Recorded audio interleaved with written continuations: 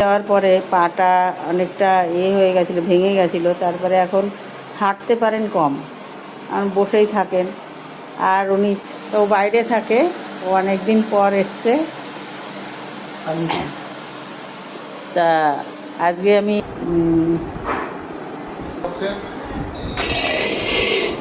আর দেখো ইলিশ মাছ ভাজা, আইটেম অনেক কিছু। ইলিশ মাছ ভাজা হচ্ছে, আর আজকে ইলিশ মাছ ভাপা করব। ভিডিওটা ধর। ইলিশ মাছ ভাপা দেখো, এটা হচ্ছে সর্ষে বাটা, এটা সর্ষে বাটা, কাঁচা লঙ্কা, জিরে, আর এটা হচ্ছে পোস্ত আর কাজু। এটা সর্ষের তেল, নুন, হলুদ, যে যেমন খায়, যে যেমন ঝাল খায়। আর দেখো ইলিশ মাছটা আমি এক এক করে দিয়ে দিলাম। ইচ্ছা হয় যে রান্না করি, কিন্তু টাইম এত কম, আর বাড়িতে তো করতেই হয়, আমাকে সব কিছু তো সামলাতেই হয়। আর আজকে দেখো নুন হলুদ তো আগে দিয়েছি। তারপরে এটা সর্ষে বাটা,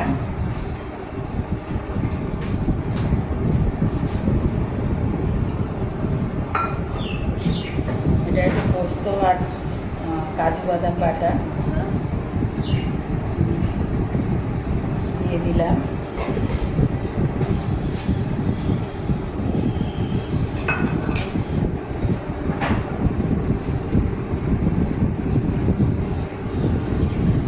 এটা জিরে বাটা,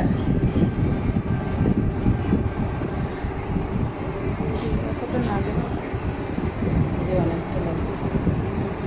আচ্ছা, জিরেটা অনেকটা হয়ে গেল, জিরেটা দিয়ে দিলাম। এটা হচ্ছে হলুদ,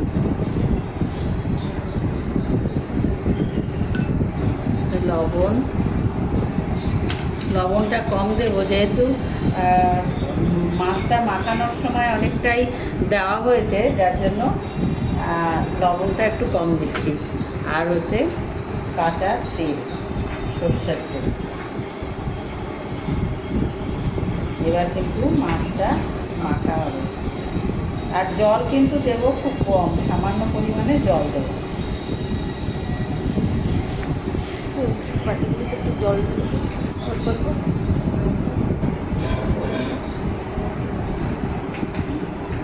প্লাস্টিকের জগটা দেখো।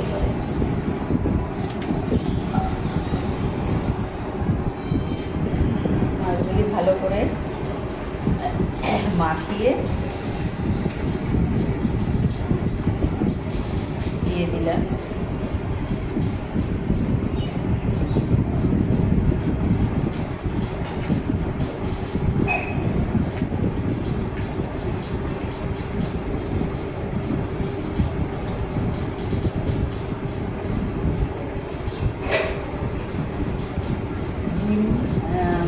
মালাই ইলিশ তো, যার জন্য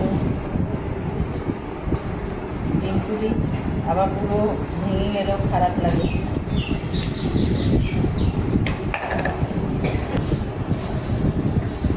একটা মাছ দেখো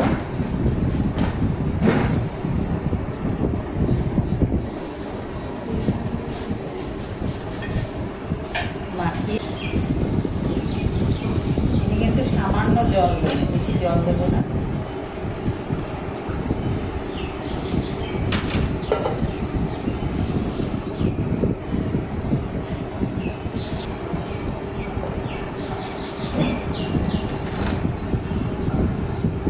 আর দেখো কাঁচা লঙ্কা সবাই তো সমান খায় না, যার জন্য আমি আস্ত কিছু কাঁচা লঙ্কা দিয়ে দিচ্ছি, যার লাগবে।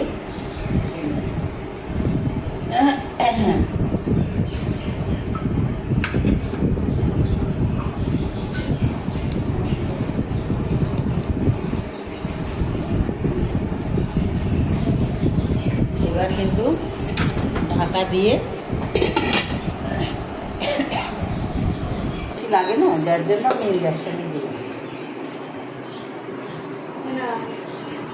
মিনিমাম 15 মিনিট এটা হবে। দেখো, যেহেতু ইলিশ ভাপা, এটা তো ভাপেই হয়, তার জন্য জালটাও কিন্তু কম লাগে, স্টিমটা কম লাগে। এটা স্টিমে পুরো হয়, একদম কম আঁচে দেওয়া রয়েছে। এখনও 10। নতুন কড়াই অ্যান্ড উদ্বোধন হচ্ছে ইলিশ মাছ দিয়ে। দেখো, ছোট পিসির রান্না অলমোস্ট ডান আমাদের ওফ, ইলিশ মাছ। ঝাঁজে তো পুরো একদম ইয়ে হয়ে ইলিশ যাচ্ছে, মাছ কমপ্লিট হয়ে প্রচুর গেছে। ঝাঁজ। হ্যাঁ, এবার টেস্টের জন্য দেব গরম গরম